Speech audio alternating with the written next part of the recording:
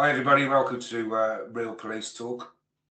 Today we have with us Joe Swanson, all the way from the US, who's agreed to come on the show. From reading what he's supplied me with regards to what he's up to now and what he's been up to over the last 20 odd years, is it, Joe? Or is it longer? Yeah, I mean, I've been a trainer, educator in different capacities, man, for as long as I can remember, in law enforcement, out of law enforcement, in the corporate space. Did a little bit of time as a kindergarten art teacher, elementary school art teacher as well. So I've been sharing knowledge and sharing my experience for a long time. Fantastic. So what I'd like to do, if it's okay with you, because I think what you're doing is really important, not only in the US, but it does actually mirror issues that we've got in the UK at the moment. A lot of the points that I've read through hit absolutely everything to do with officer recruitment, retention, mental health, well-being, all those boxes that you deal with are all ticked over this side of the pond as well. So we'll start basically, if that's okay. How did it all come about? How did you start your law enforcement career? Because I don't personally know, and I wouldn't say it's an ignorant thing, but I think it's quite embarrassing for me not to know the police structure in the US. Mm-hmm. So say if you've got a state, whatever state you worked in, what's the police structure? Sorry, go on. No. So structure, as far as one clarifying question, structure as far as how to get into policing, or how the structure within the department works? Structure within the department and how you got into policing. There's probably a double barrel question there. I do apologize. Yeah, no, I totally appreciate it. Structure within it depends on the department, but typically you have, officers for a police department, deputies, sometimes for like sheriff's department, they're called deputies, officers, troopers for highway patrol, which I was. So that's sort of your line level officers. And I'll refer to them typically as officers. Yeah. And then sometimes you have corporals. Corporals would be like a between the line level and your supervisor, like a sergeant. I think what you were as sergeant. Yeah. So corporal, sergeant, lieutenant, up into commander or captain, and then into your chief level. Sometimes deputy chief, assistant chief, and then chief of a police department. Now it's a little bit different in the highway patrol. They get up to, or the top isn't called a chief. The top is is above that, and they have I'm going blank, a commissioner. So a commissioner of the highway patrol. Yeah. And so, but that's kind of your basic standard pecking order. Okay. And I think, we were talking and I'm in conversations, and I'd be interested if this is the same, but that breakdown of sort of admin versus patrol, the line level versus the administrators, kind of breaks at the lieutenant level. Right. Lieutenant. Now I had some great lieutenants, both when I was a trooper and when I was a police officer for a city department, that would, and I think this is so critical, Neil, that they jump in the car. They would jump in the car with me and randomly, hey, Swanson, I'm heading out with you today. Perfect. Could jump on in, LT, so we would go out and they would get time conversating, watching what was happening, taking a part in what was happening. I always loved it. I didn't care if you were, my beat partner or you were my commissioner. You jump in the car with me, you're helping me out, right? You're gonna fill out the paperwork for the tow, or you're gonna, take that statement over there from that person. And it was another person that could help me out, good conversation. And what I think it's so critical for administrators to do that is they stay connected with the people on the street. And I think that's the breakdown, at least in America, and what I'm hearing from the UK and Canada, and as far out as Bosnia and some of these far-reaching areas away from the United States that are in my DMs and I'm having conversations with. There's a breakdown, and it's a disconnect between admin and patrol. You know, admin wants to push policy and procedure and oftentimes their own agenda, and you have patrol that wants to police. They want to serve. They want to protect. They want to get into things, make the streets safer. And there's just this locked in a battle. I think it seems like from the beginning of time, you know? Yeah, definitely. I could totally relate to that, and I totally agree with it, because it is the same. Myself as a sergeant, I used to go out, you know, I'd do my paperwork and then I'd go out. I'd either jump in with someone or patrol on my own. It's just, you know, and I thought that was really important, as you say, to connect with officers, just to show as well that you're willing and able to jump in, because I think it provides a better relationship as well with regards to your officers and your staff and you know, just people in general, and the public like to see you out as well. Yeah, I agree. I mean, it was something I always really appreciated. You know, it made me trust them. It made me feel like, oh, they have my back. They know what I'm doing out here.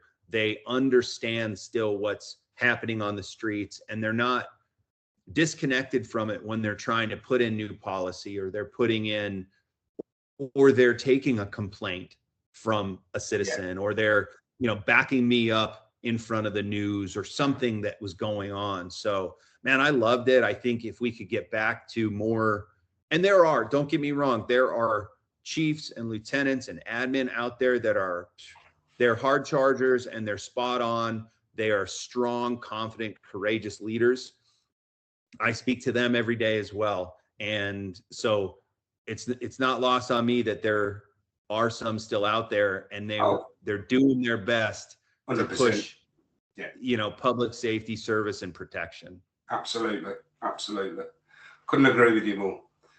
However, there's the odd few that are just there for that, probably the wage packet, the pension, and like you say, they're just sitting on the desk with their force policy, making sure it's covered. But it's not all about that, is it?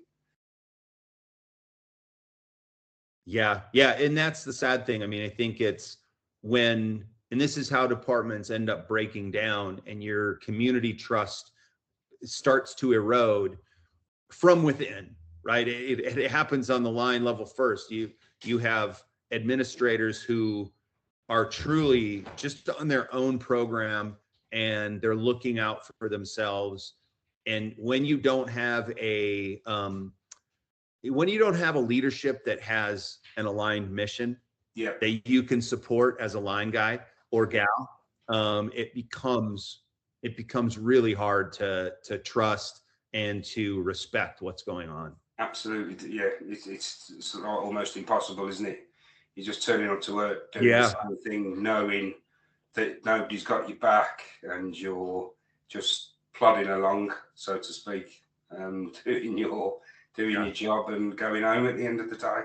And mentally, you know, you join the police to do that serve and protect. You went to enjoy to support those communities, and it's sort of like taken away from you a little bit because you feel deflated. Now, at what point did you realise that this was becoming a big issue? Honestly, man, I don't think that I realized it till years after I quit. Right. I went in with the highway patrol and ended up lateraling, moving from the highway patrol after about 6 years to a local police department, and did 2 more years there. And I think even that move, sort of unknowing to me, the stress was building, and I made that decision not with a clear mind. And I moved over to a PD, which I enjoyed. I loved working I loved working with and for some of the people there.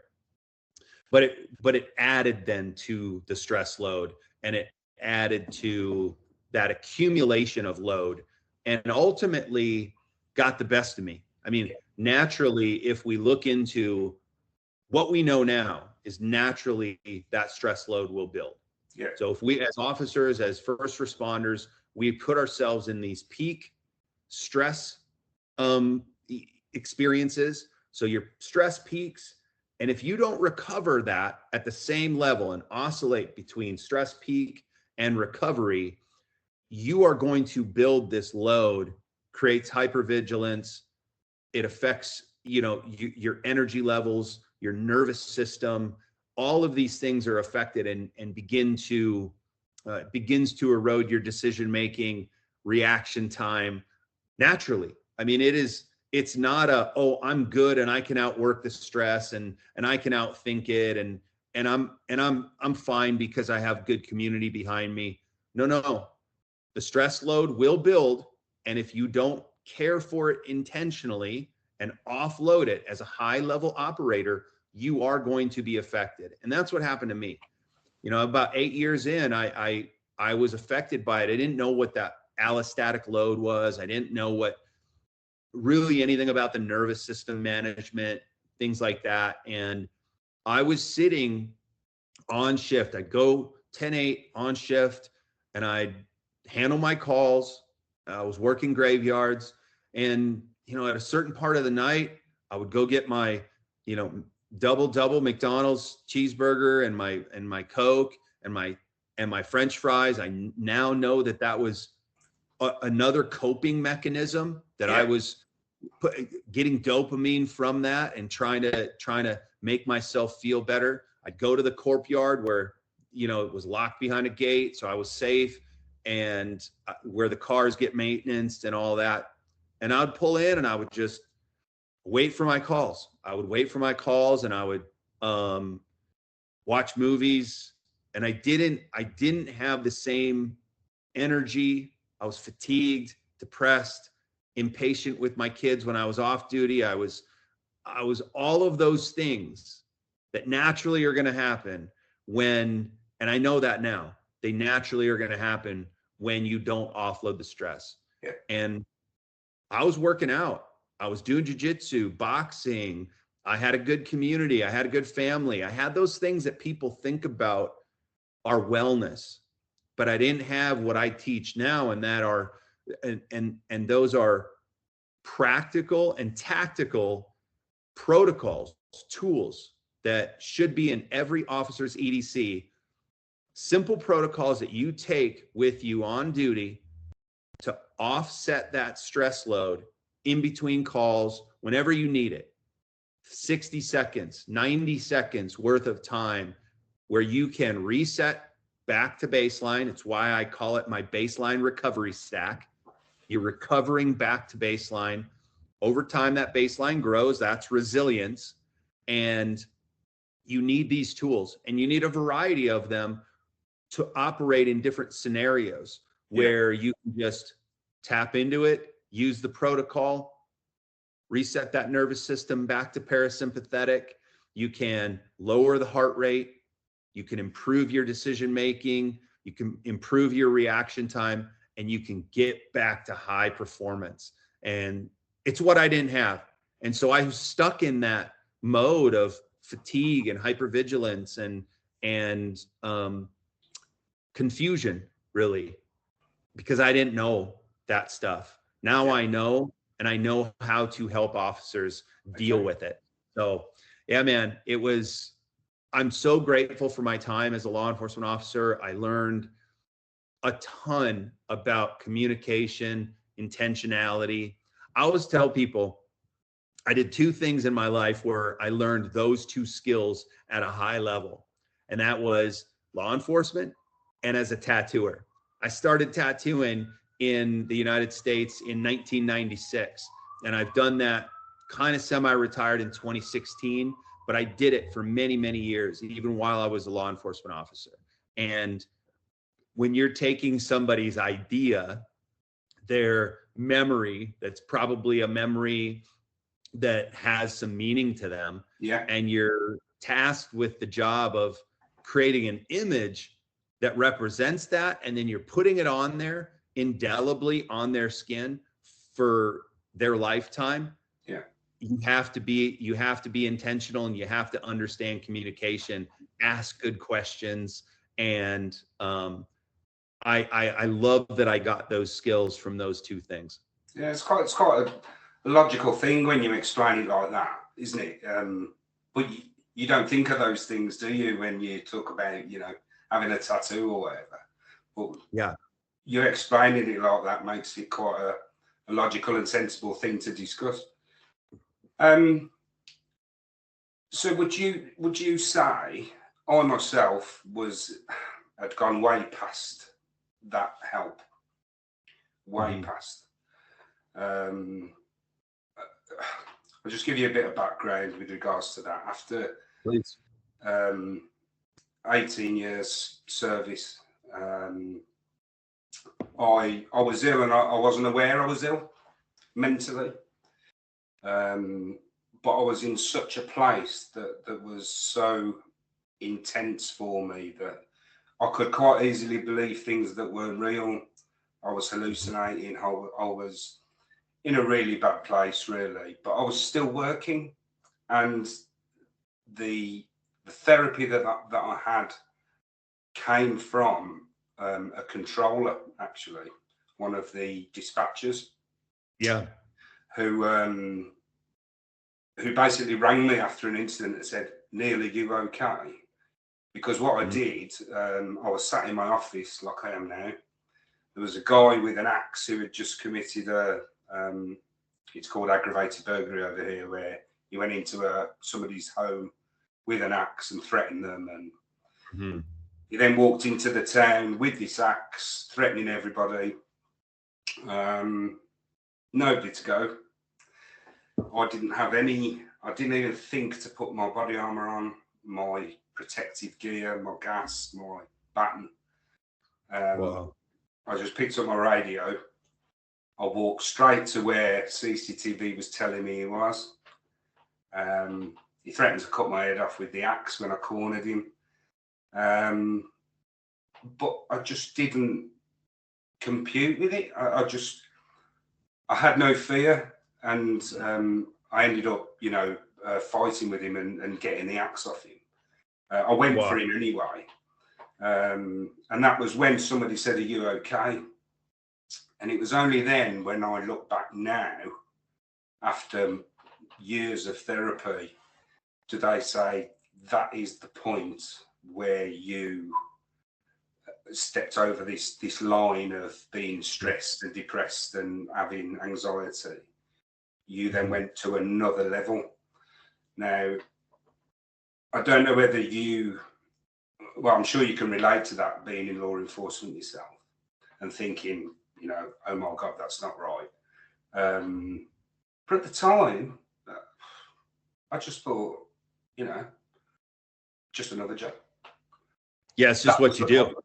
Yeah, that was the problem. I was like, what's the big issue?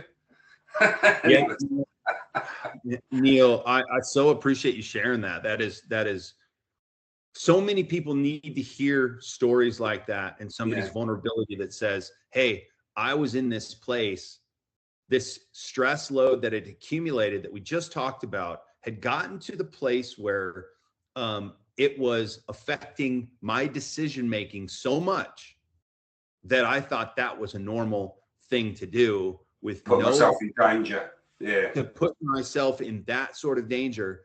And kudos, shout out to that dispatcher for having the courage to have that conversation. And Absolutely. One of the big things that I teach, and I think is so important, is peer check-ins. Now, yes, there's reactive peer support. Many departments have those, after a critical incident, peer support. Absolutely, they need that. But you need, on the line level, those check-ins like that, like what that dispatcher did. Hey, Neil, how are you doing, man? That had to have been a pretty tough call. I'm just checking in with you. What's going on in your head? Yeah. And have a system of check-in, accountability, response, and here's some resources, and then encouraging. This is a care protocol that I teach, and it is, again, what's the best peer check-in protocol is the one that you're going to use.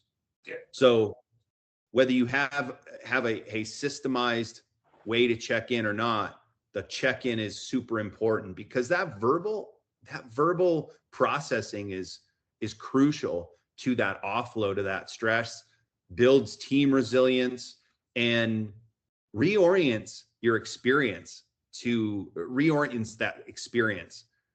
That dispatcher might have said some things to you where it was like clicked. At some point it clicked to say, wow, I did put myself in a pretty tough spot there. Yeah. And so, man, I'm so happy to hear when people say that they had those types of people in their life and on their team that had the courage to, and I don't even think it should have to be a courage thing, man.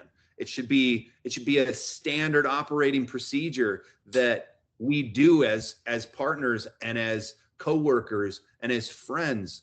We should be checking in with each other, especially in those moments, and make it proactive and not reactive to the situations that we're in. So, man, shout out to that person. It's amazing to hear. Yeah. But obviously, like I said, it went on for 6 years after that. And it's still ongoing now. I'm still not clear of what my PTSD and my FND is still quite prominent, but I can deal with it better, and I can control it better because I know what my triggers are. And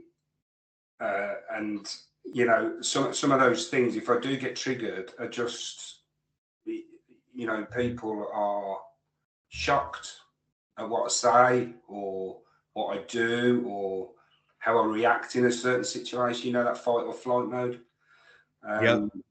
So I tend to isolate at the moment, hence why I do this, because I think it's really important. And it's really important that I talk to you about what you do.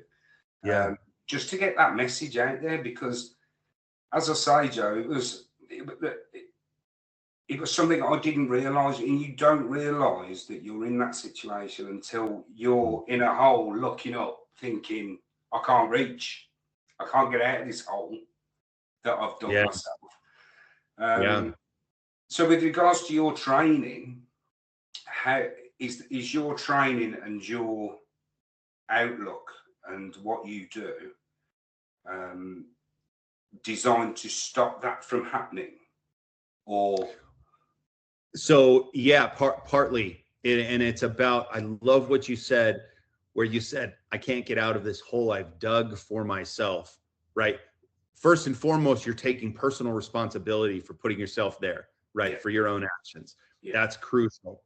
And then your awareness of the hole is also something that we talk about in my training, just this awareness of what is happening and biologically what these stress spikes are doing to one's body, so that we can be aware of it. And then, yes, the training is all about simple protocols that one uses throughout the shift. So really super high spike of stress, there's a protocol that one can help reorient that experience, start to offload that stress, move the nervous system out of fight or flight back into parasympathetic, so that your heart rate lowers, decision making clears up, your reaction time clears up, that kind of stuff. It's all very systematic in using these protocols. As an example, I think this would be a fascinating one for you. I taught this on a reel the other day, and most officers carry a little notebook, right? Just a little field notebook like this. Okay. And there is you can see this right here. This is a my visual journaling that I did. And one of the protocols that I teach is visual journaling. So many times we can't process in writing what we're feeling. I understand that. I understand that, yeah. Absolutely. And so what we can do is this is it has nothing to do with art. It has, as much as I love art, it has nothing to do with art, has nothing to do with being a good artist or being able to draw or anything like that. This is an expressive motor output task that is used to, in a conscious way, reorient one's experience that they just had. In an unconscious way, act as sort of like a pressure release valve of that load. Yeah. And so I was feeling stressed the other day. Business, entrepreneur, you're going to go through these moments. I think you can, understand that. And I grabbed my little notebook. I grabbed this pen and I took 45 seconds and I used lines, shapes, and patterns to offload some stress in an unconscious stress load. Again, I want to be very clear about stress is not the problem. Stress load that accumulates is the problem. Yeah. And so I offloaded that stress load that I was feeling immediately. And I've done this with my wife too. I've taken her through this protocol. And when you do that, and your hand moves faster than your mind, and it resets that nervous system, lowers the heart rate. You can stack this with some breathing techniques as well, which really is effective. And so this is one example, and people can see me actually do that particular time. I recorded it because I wanted to make a reel on my Instagram teaching that. And it's super effective and something that is one of the protocols in the stack that I teach to help people shift out of that, sympathetic dominance nervous system where you got triggered, your nervous system shot into fight, flight, or fear, or fight, flight, or freeze. And now you have to do something to get it back out and shift it. And so that's a super powerful protocol right there. And again, really fantastic, simple idea. Yeah, right. I mean, and there's a lot of science behind it. It may seem, again, these are simple. You hit it on the head, man. Simple, but it's not easy because you have to do it.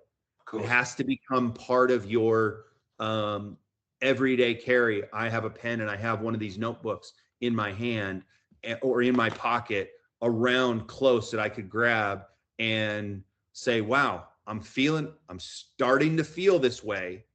Let me jump in on a page and just start moving my hand and making patterns, pressure, light pressure, hard pressure, back and forth, not thinking about it. I'm doing that while I'm talking.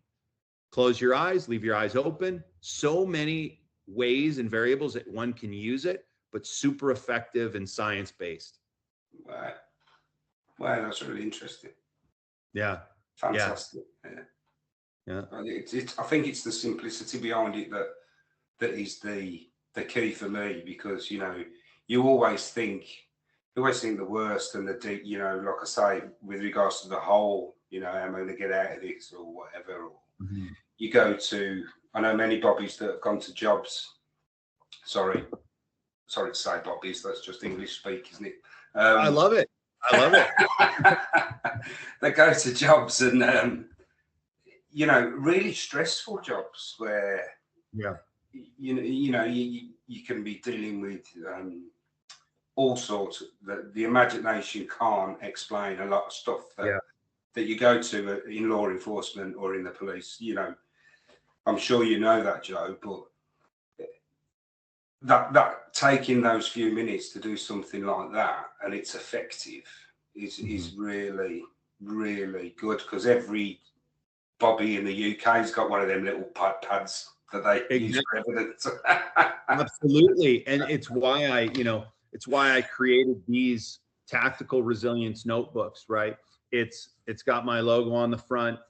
Inside the front is a peer check-in protocol, and in the back, let's see if I'd stamped that one. I didn't. That's a one that the stamp probably didn't work. In the back is that visual journaling protocol. Okay. So you have it right there with you. Now this doesn't take but a few minutes for us to show and for somebody to try and start to learn. Yeah, I understand. And so you can grab one of these, you can keep it in your back pocket, you can have your pen, pencil, you can, in most restaurants, most places have a pen on the counter.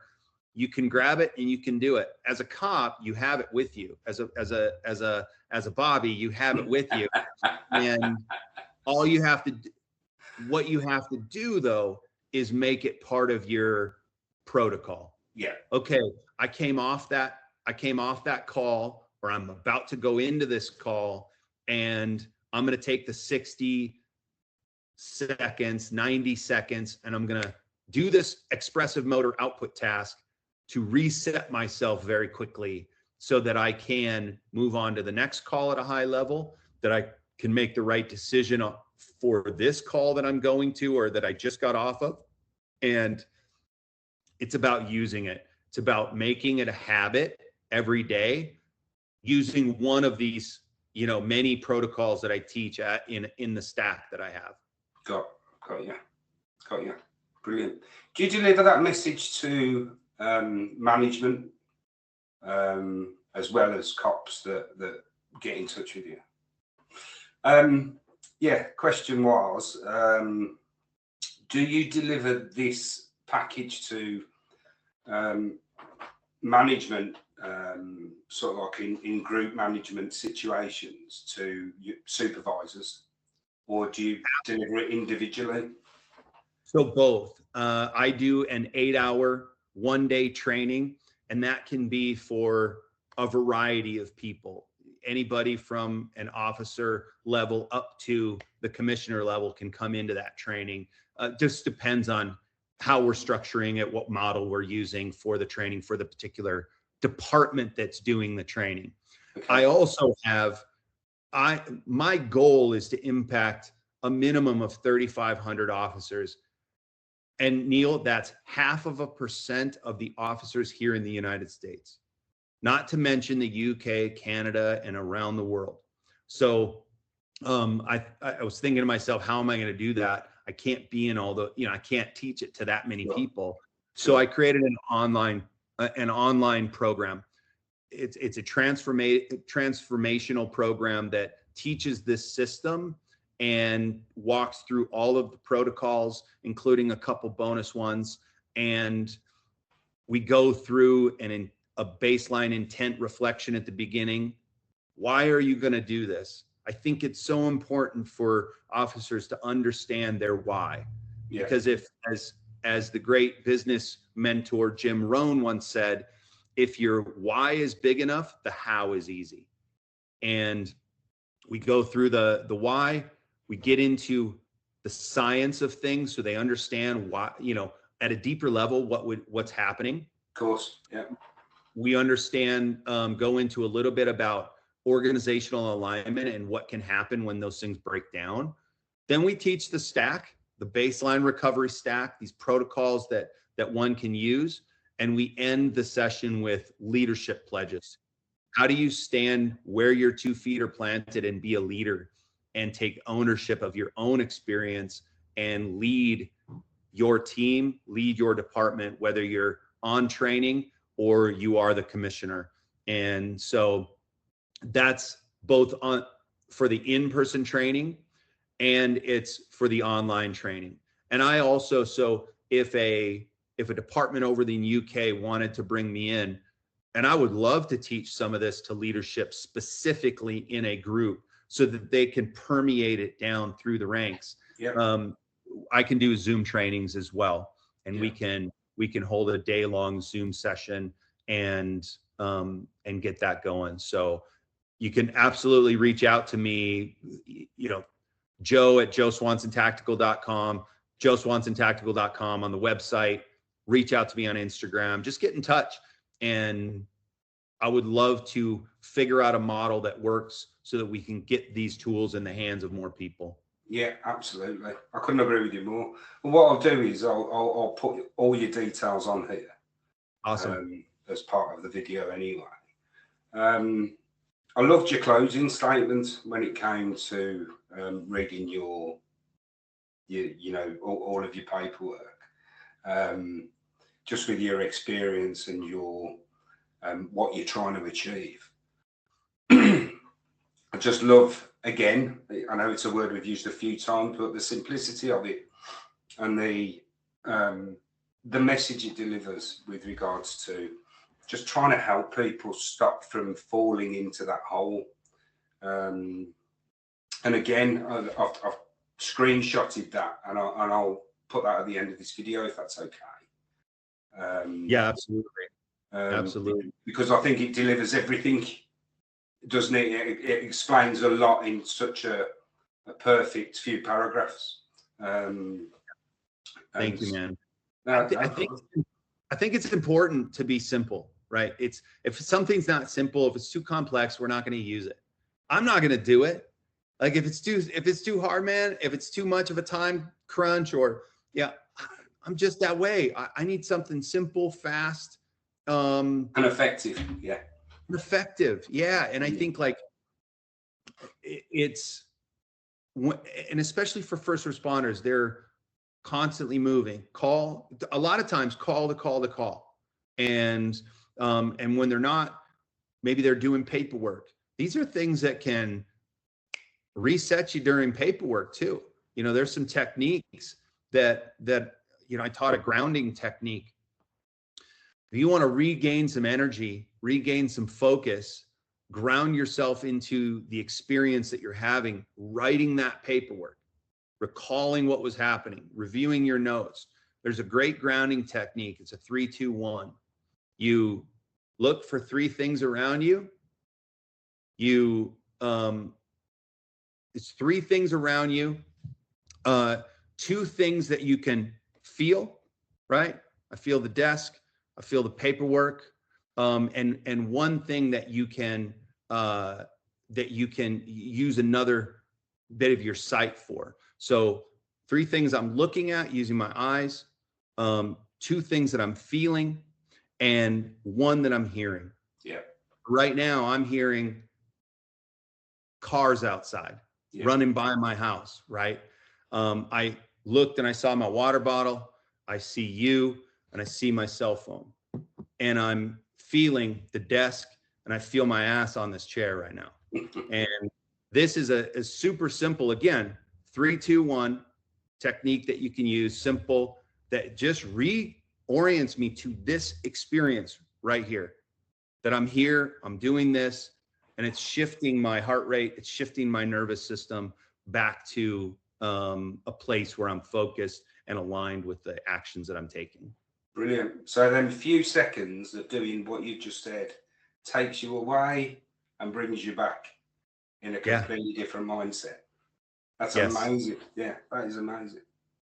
That's brilliant, that is, Joe. Thank you. Very, very good. Very good. And it's those techniques that people need, I think. I really do. I really do. Because I agree. You know, when I was a younger Bobby, many years ago, you know, to get that, if I felt right, I need to walk away from this for a minute, you'd go and have a cigarette, you'd go and have a coffee, you'd go outside, get some fresh air or whatever, and then you come back in.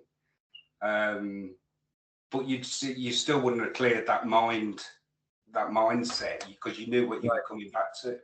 So yeah, it sounds really effective. Yeah, and it's, again, you can stack it with that. Like, yeah, take a step outside, right? Get up from the desk, take a step outside.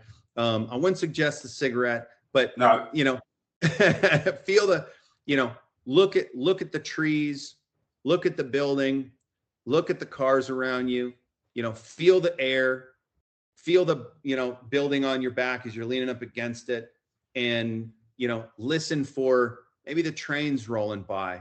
You know, maybe there's some construction going on. Maybe there's an ambulance siren, whatever it is. Like you get a 3, 2, 1 it while you're doing something else as well. And again, you can stack these things on each other to really make it even more effective. And Yeah. dude, I'm telling you, you are so spot on with people need this. And they don't, I think so much, man, they don't understand or realize that they need it. Everybody's taught in the academy and in training, in service training, and throughout their career to run into a stressful situation, but they're not taught, and they do that well, but they're not taught to respond after and recover from that stressful situation. So what happens? Just all the shit that we've been talking about. Builds. Builds up, yeah. Absolutely. Yeah. Fantastic. So that, just going back slightly, that you obviously left the police department after you said you got really stressed. Yeah. And you were having some issues yourself. So what made you fall into this? What made you decide, I'm going to do that? I'm going to help these people that were in the same position as me? Yeah, great question. I went and I started tattooing again, and I've had sort of this journey afterwards. All right, perfect. Well, I sort of had my own journey afterwards, and I don't think I fully recovered from that stress for many years. And it took me a long time of really finding methods that worked for me outside of these protocols that I teach. Some of the same, like that visual journaling was something that I did as I was recovering. And even though I didn't even know what I was recovering from, I did a lot of meditation. I've been a long time meditator, yoga, maintained my fitness. I had to find a community and a worldview that I aligned with. And so that has been, that spiritual side of things has been super critical for me as well. And so I was going along that journey for many years. And there was a long time where I didn't want community and I didn't want those things because I wanted to isolate. Yeah. But when I found, when I got past that idea and that concept, and I found a group that really I resonated with, then I dove in head first. One of my mentors says, so he says two things. He says, highest truth is highest joy is highest level of functioning. So whatever that highest truth is for you, some of that is, for some people, that's Christianity. For me, that's Buddhism, these worldviews, these bigger truths that we're looking for, meaningful things in life. When you find that, it should create highest joy and it should create highest level of functioning. That's my mentor, Lama Ole Nidal, my teacher, my Buddha teacher. He also said, when you find that truth, dig in that one spot. Because if you're digging in a bunch of spots, which I did for many years, all I was doing was creating dust. So when you find that thing, dig in that one spot. And some of these things led me to a place where I knew I wanted to help people. I didn't know exactly what it was. So I was looking at coaching, mentoring. I had worked in some corporate spaces as well as an executive. And so was it going to be in leadership? Turns out it is a little bit in leadership, right? We talk a lot about leadership in my training. Is it going to be in the corporate space in communication? Because I've, had to be intentional with communication in so many places. And as I reflected on it, man, and I really looked at my life, I said, the biggest impact that I can have for the most amount of people that has the biggest need is law enforcement. Yeah. I can take that 8 years and my own experience with 2 different departments, and I can impact people's lives. And so I started really unpacking what was going on with me. And as I unpacked that, I realized, wow, this thing called allostatic load this nervous system that I learned more about, you can affect these things. You can really take agency over it. And so I started building this, and it's built to a place where, I have the 1-day workshop, and I teach that all over, the country. Would love to teach it, in the UK and Canada and other places as well. And then I have the online program that allows more access to these concepts and ideas, and gives people these tools in a way that's really accessible. It's $169 to get into that program. It's normally $499, but I lower it down to make accessibility not an issue, right? And because I want to serve this community in a really impactful way. Wow, that's a really great thing to say, man. Great thing to say. I appreciate that, man. Yeah, no, fair play to you. I like to think that what I'm doing, even if I impact just one person, I'm happy with that. That would give great, relief to me that one person sat up, took notice, and thought of, something that I've said or something that I've been through has helped them.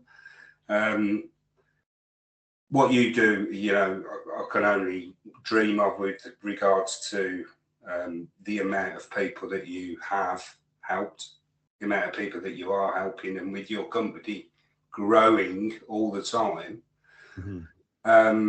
It's just absolutely fantastic, and I really appreciate the time you took today to be able to talk to me, because I think the interesting thing, as I said at the beginning, with regards to what you're doing, is an absolute match for what's happening in this country as well, with regards to policing, retention, because a lot of the people that do leave the police is because of the reasons that we're discussing now. Work overload, not being able to cope with the stress. Those sort of things are the reasons why they're leaving. So, yeah. And I think, for sure, it's about personal responsibility, ownership of what you're doing.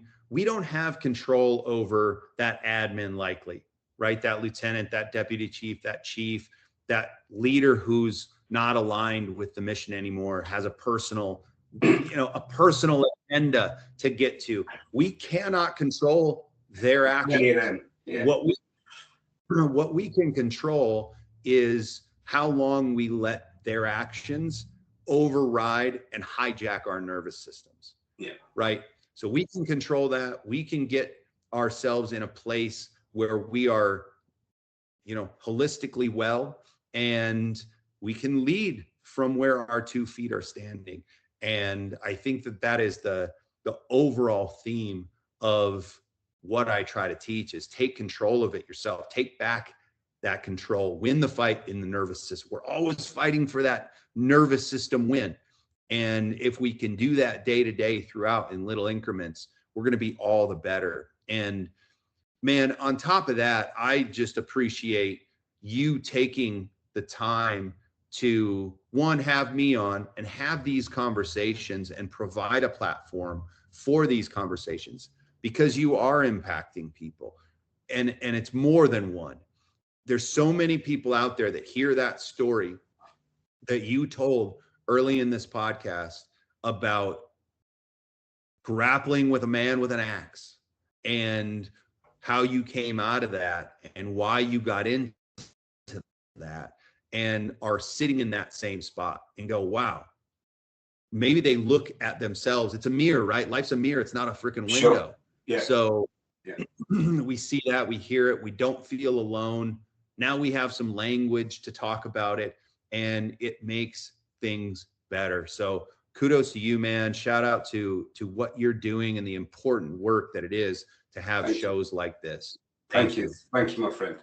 And thank you very much for all your input. It's been an absolute pleasure to talk to you, Joe.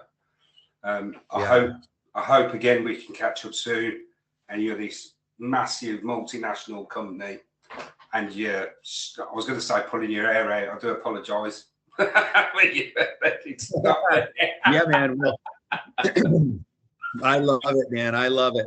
Again, you know, in this year and in the next coming years, you know, to impact, I'm trying to have a worldwide impact. Good. And, you know, when that happens, because that will happen, and I get over to the UK, man, we'll have to grab a coffee and have one of these chats in person. Absolutely. Absolutely. I look forward to that, mate. I look forward to that. Amazing. Joe, thank you so much. I will put all the information on the screens for people to see and to follow and to read through, and Perfect. Just encourage them to get in contact with you if they feel this is a good fit for them. And to be honest, I can't see how it isn't really, because it's nothing that anybody I know does, unless you pay ridiculous amounts of money for private therapy, which just, right, as you know, yeah, goes over the same thing with every person. Yeah. And I would be really clear about, like, this doesn't replace that, right? If you get to a place where this is a precursor to that, let's help you not get to that place. Now, if you are at that place, this isn't a replacement for it. You know, you should go seek help for those depressed thoughts, suicidal ideations. You have to take ownership of that and take full action towards getting help for that. It is 100%. what you should do.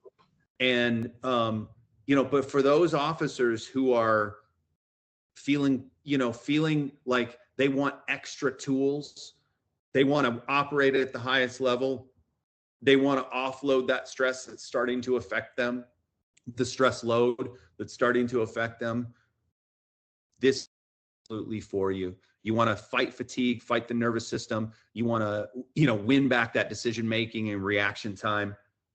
This is for you, man. Get in touch with me. Great stuff. Joe, thank you so much. It's been an absolute pleasure. Yeah, man. Thank you. Appreciate you, man. Speak to you soon. Look after yourself. All right. Will do. Take care. Stay sharp. Always. Great to speak to Joe, and I wish him all the luck and success in his venture to help police around the world with his designs and models to deliver simple coping mechanisms to officers. Please like, follow, and subscribe for further interviews and stories from the front line. Thanks for listening.